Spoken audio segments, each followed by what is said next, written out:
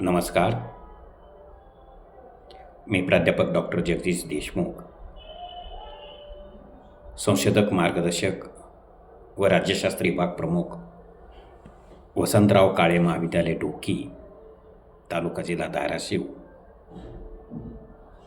या ठिकाणी राज्यशास्त्र या विषयाचं अध्यापन करत आहोत. आज आपण भारतीय राज्यघटना आणि घटना दुरुस्तीची पद्धत, Indian constitutions and the methods of constitutional amendments या विषयावर आपण सविस्तर अशी माहिती घेणार आहोत. आपण सर्वांनाच माहीत आहे की 15 ऑगस्ट 1947ला आपला भारत देश ब्रिटिशांच्या जोखडातून स्वतंत्र झाला. भारतीय संविधानाचे शिल्पकार, मसुदा समितीचे अध्यक्ष डॉक्टर बाबासाहेब आंबेडकर यांच्या मार्गदर्शनाखाली 2 वर्ष 11 महिने आणि 17 दिवस अशा अथांग परिश्रमानंतर जगातली सर्वात मोठी आपली देशाची राज्यघटना तयार झाली. या राज्यघटनेला 26 नोव्हेंबर 1949 रोजी आपण स्वीकृती दिली, मान्यता दिली. म्हणून 26 नोव्हेंबर हा दिवस आपण संपूर्ण भारतामध्ये संविधान दिन म्हणून ओळखला जातो, साजरा केला जातो. परंतु प्रत्यक्ष राज्यघटनेची अंमलबजावणी ही 26 जानेवारी 1950 पासून सुरू झालेली आहे. म्हणजे साधारणतः 1950 पासून ते 2026पर्यंत म्हणजे आपल्या संविधानाला साधारणतः 75-76 वर्षे पूर्ण झालेले आहेत. या काळामध्ये म्हणजे साधारणतः 75 वर्षाच्या काळामध्ये काळानुसार, परिस्थितीनुसार संविधानामध्ये अनेक दुरुस्त्या केल्या गेल्या. याची माहिती किंवा या घटनादुरुस्तीची पद्धत आपण याविषयी या प्रकरणात माहिती घेणार आहोत. सामान्यतः प्रत्येक देशाला स्वतःची एक अशी राज्यघटना असते. ही राज्यघटना हा त्या देशाचा मूलभूत असा कायदा म्हणून ओळखला जातो. या राज्यघटनेमध्ये कायदेमंडळ, कार्यकारी मंडळ व न्यायमंडळ जी शासनाचे 3 अंगे आहेत, या 3 अंगाची सविस्तर अशी माहिती, ज्यामध्ये या 3 विभागाची रचना असेल, परस्पर त्यांचा संबंध असेल, त्यांचे अधिकार व कार्य असते, याची इत्तुंबी माहिती आपल्या राज्यघटनेमध्ये दिलेली असते. एवढेच नव्हे तर नागरिकांचे मूलभूत अधिकार व इतर अशा अनेक बाबींचा समावेश संविधानामध्ये, राज्यघटनेमध्ये समावेश केलेला आहे. म्हणजे थोडक्यात सांगायचं झालं तर राज्यकारभारासंबंधी राज्यघटना ही एक मूलभूत स्वरूपाची नियमावलीच असे म्हणता येईल. सामान्यतः राज्यघटना स्थिर व परिधीय असावी लागते. खरं तर राज्यघटनेमध्ये आतापर्यंत किती घटना दुरुस्ती झाल्या, एकूण किती बदल करण्यात आले, याची माहिती घ्यावायची झाली तर म्हणजे 1949 पासून ते 2026पर्यंत जर भारतीय संविधानामध्ये झालेल्या बदलांचा अभ्यास केल्यात असं दिसून येते की आतापर्यंत 130 घटना दुरुस्ती आपल्या संविधानामध्ये करण्यात आलेल्या आहे. पहिली घटना दुरुस्ती ही 1951 साली करण्यात आली. तर शेवटची 130वी घटना दुरुस्ती ही 20 ऑगस्ट 2025 रोजी करण्यात आली. म्हणजे देशाचे पंतप्रधान असतील, मुख्यमंत्री असतील किंवा इतर मंत्र्यावर जर भ्रष्टाचाराचा आरोप असेल तर त्यांना पदावरून काढून टाकण्याचा संबंधी ही घटना दुरुस्ती केली गेलेली आहे. अशी एकूण 130 घटना दुरुस्ती आतापर्यंत आपल्या भारतीय संविधानामध्ये करण्यात आलेल्या आहेत. पण ह्या घटनादुरुस्तीची जी पद्धत आहे ती आपल्या राज्यघटनेमध्ये कुठल्या कलमावर समावेश केलेला आहे, म्हणजे त्याची काय तरतूद आहे याची देखील माहिती असणं आवश्यक आहे. म्हणजे भारतीय राज्यघटनेतील घटनादुरुस्तीची तरतूद सांगायचं झाले तर जे काय आपल्या भारतीय राज्यघटनेचे जे एकूण भाग आहेत 22 भाग, त्या भाग 20मध्ये कलम 368 मध्ये आर्टिकल 368 या कलमानुसार भारतीय राज्यघटनेमध्ये संविधानामध्ये बदल करता येतो, दुरुस्ती करता येतो, याविषयीची तरतूद आपल्या संविधानामध्ये केलेली आहे. मग पाहायचं झाले तर भारतीय राज्यघटनेत जी घटनादुरुस्तीची पद्धत आहे ती कशा स्वरूपाची आहे, कोणत्या पद्धतीनुसार आपल्या भारतीय राज्यघटनेमध्ये बदल करता येतो, हे जर पाहायचं असेल तर साधारणतः 3 पद्धतीने भारतीय राज्यघटनेमध्ये बदल करता येतो. खरं तर संविधान हे परिस्थितीनुसार, वेळेनुसार, परिस्थिती सापेक्षनुसार त्यात बदल करता आला पाहिजे. जर तसे नसेल तर पंडित जवाहरलाल नेहरूंनी म्हटलेले की काळानुसार जर आपण राज्यघटनेमध्ये बदल करू शकलो नाही तर आपला विकास गती नक्कीच खुंटेल. म्हणून आपण घटनादुरुस्तीची पद्धत भारतीय संविधानामध्ये समाविष्ट केलेली आहे. साधारणतः 3 पद्धतीने भारतीय राज्यघटनेमध्ये आपल्याला बदल करता येतो. त्या 3 पद्धतीमध्ये पहिलं पद्धत आहे संसदेच्या साध्या बहुमताने, दुसरी पद्धत संसदेच्या विशेष बहुमताने आणि तिसरी पद्धत ती म्हणजे संसदेच्या विशेष बहुमताने आणि घटक राज्यांच्या बहुमताने. याविषयी आपण थोडक्यात त्याच्यावर नजर टाकूया. म्हणजे संसदेच्या साध्या बहुमताने आपल्याला घटनादुरुस्ती करता येते. हे जे घटनादुरुस्तीचे विधेयक आहे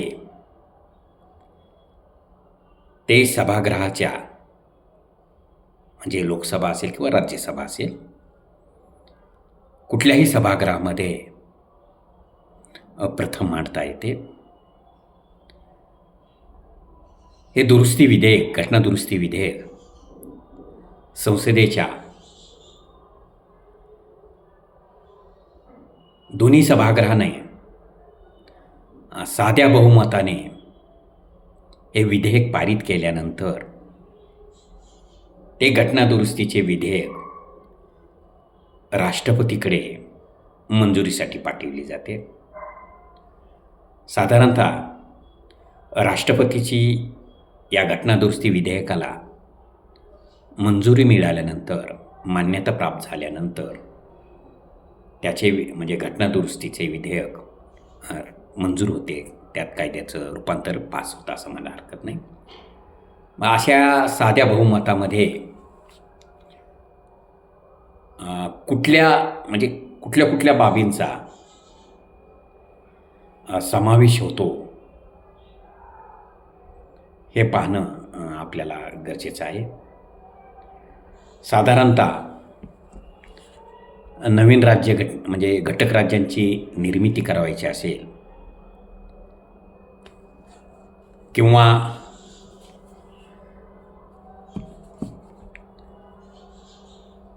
नवीन राज्याची निर्मिती करायची असेल, घटक राज्याची निर्मिती करायची असेल, कायद्याच्या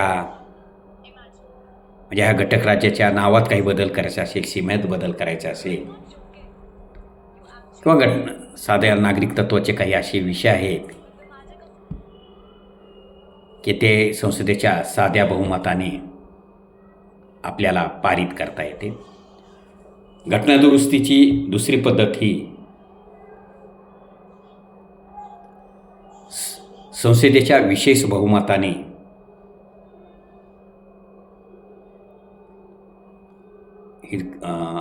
ही घटनादुरुस्तीची पद्धत आहे. घटनादुरुस्तीचे विधेयक हे संसदेच्या कुठल्याही सभागृहात प्रथम मांडता येते, परंतु हे जे दुसरे संसदेच्या विशेष बहुमताची जी घटनादुरुस्तीची पद्धत आहे त्यामध्ये म्हणजे दोन्ही सभागृहाच्या उपस्थित असलेल्या सभासदाने 2/3 बहुमताने हे घटनादुरुस्तीचे विधेयक मंजूर करणे आवश्यक आहे. जर असं दोन्ही सभागृहानं 2/3 बहुमतानं घटनादुरुस्तीचे विधेयक मंजूर केले तर ज्याला आपण विशेष बहुमत असं म्हटलं जातं, ते घटनादुरुस्ती विधेयक नंतर राष्ट्रपतीच्या मंजुरीसाठी पाठविले जाते व राष्ट्रपतीची मंजुरी प्राप्त झाल्यानंतर त्याचं कायद्यात रूपांतर होतं. यामध्ये विशेष बहुमताने कुठल्या कुठल्या बाबींचा समावेश होतो, त्यामध्ये भारतीय घटनेच्या कलम 54, 55, 73, 162, 241 इत्यादी कलमात दुरुस्ती करण्यासाठी या दुसऱ्या पद्धतीचा अवलंब केला जातो. तसेच या विशेष बहुमताद्वारे सुधारित करता येणाऱ्या तरतुदी पुढीलप्रमाणे आपल्याला सांगता येईल. त्यामध्ये मूलभूत हक्क असेल, राज्य धोरणाची मार्गदर्शक तत्त्वे असते, संसदेच्या पहिल्या आणि तिसऱ्या श्रेणीमध्ये समाविष्ट नसलेल्या इतर सर्व तरतुदी या दुसऱ्या विशेष दुरुस्ती टप्प्यात करता येतात. आणि तिसरा जो अंतिम टप्पा म्हणजे तिसरा जो भाग आहे तो म्हणजे संसदेच्या विशेष बहुमताने व घटक राज्यांच्या बहुमताने. संसदेच्या विशेष बहुमताने म्हणजे हे घटनादुरुस्ती विधेयक संसदेच्या दोन्ही सभागृहामध्ये उपस्थित असलेल्या व मतदान करणाऱ्या 2/3 बहुमताने हे विधेयक मंजूर झाले पाहिजे. यावर हे तिसरी घटनादुरुस्ती पद्धत थांबत नाही, तर हे 2/3 बहुमतानं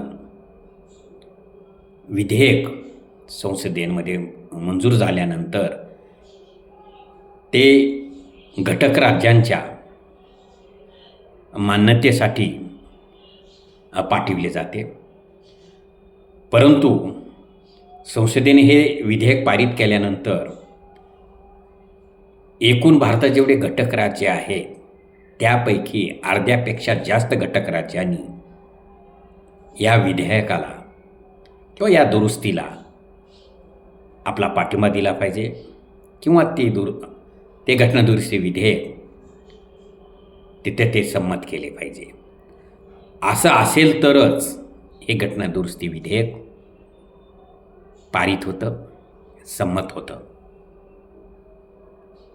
आणि अशा या घटनादुरुस्ती विधेयकाला संसदेच्या दोन्ही सभागृहाने बहुमताने व अर्ध्या घटक राज्यांनी मान्यता दिल्यानंतर हे घटनादुरुस्ती विधेयक नंतर राष्ट्रपतीकडे त्यांच्या सही आणि शिक्क्यासाठी मंजुरीसाठी पाठविले जाते. नंतर त्याचे रूपांतर कायद्यात होते.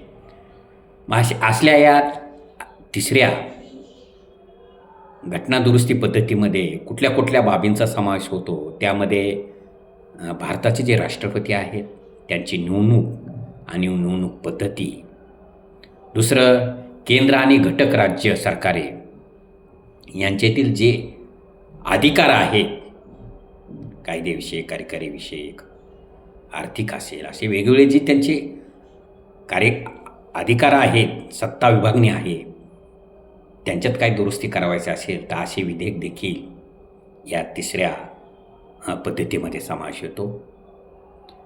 दुसरं सर्वोच्च आणि उच्च न्यायालयातील यासंबंधी काही ज्या तरतुदी आहेत त्यात काय बदल करावायचा असेल तर त्यासुद्धा आपण तिसऱ्या घटना दुरुस्ती पद्धतीतच येत असते. आणि शेवटचं म्हणजे जे आता 368 कलम आहे घटना दुरुस्तीचे, त्यात काही बदल करायचे असेल तर ते सुद्धा आपल्याला संसदेच्या विशेष बहुमताने व अर्ध्या घटक राज्यांच्या संमती या पद्धतीमध्येच त्यात बदल करावायचा असतो.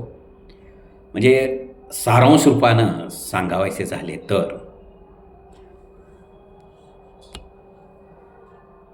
तर घटना दुरुस्ती ही म्हणजे जी तिन्ही पद्धती आहेत, संसदेच्या साध्या बहुमताने, संसदेच्या विशेष बहुमताने आणि संसदेच्या विशेष बहुमताने आणि अर्ध्या घटक राज्याने, अशा 3 पद्धतीमध्ये आपण घटना दुरुस्तीची अतित माहिती पाहिलेली आहोत. खरं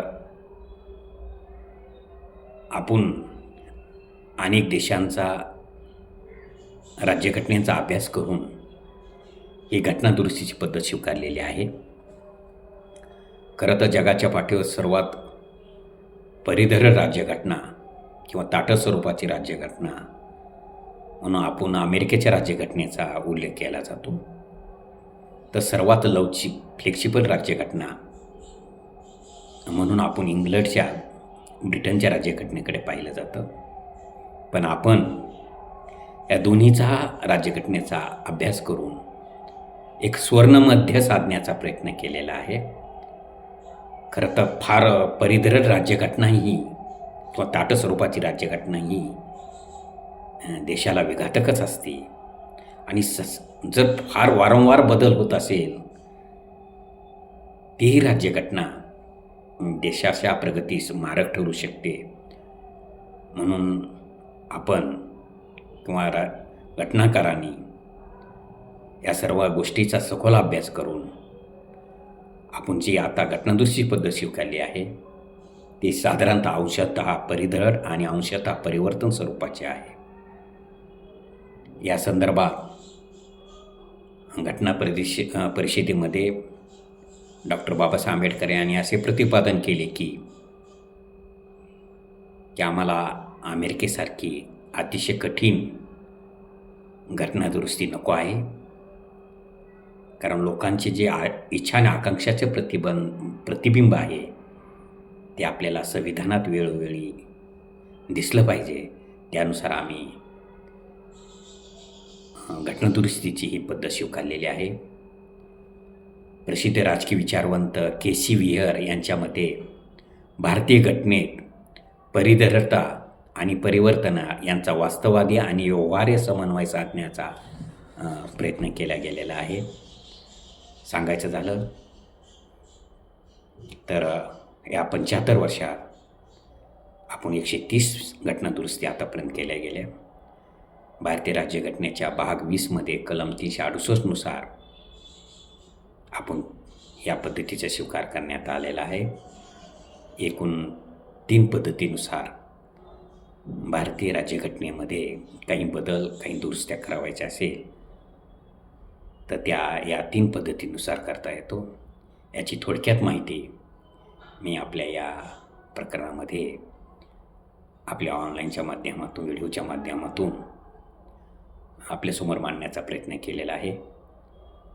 यामध्ये काही दुरुस्ती सूचना करावायच्या असतील त्या नक्कीच आपण करताल ही अशी अपेक्षा करतो. धन्यवाद. नमस्कार.